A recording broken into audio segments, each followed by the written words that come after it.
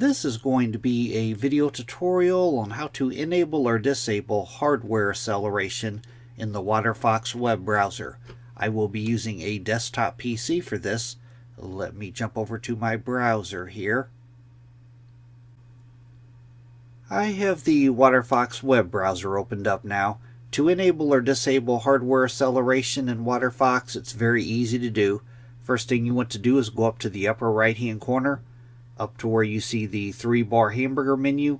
You want to click on that. Then you want to go down to where it says Settings and click on Settings. Now in the pane, off to the left hand side, I am on the General tab. Then in the center pane, you want to scroll down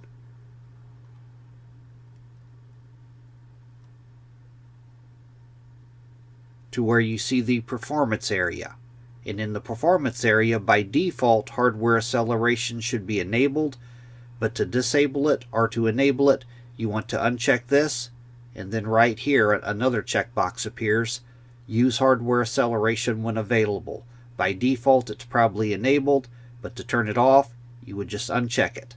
To turn it on, you want it checked.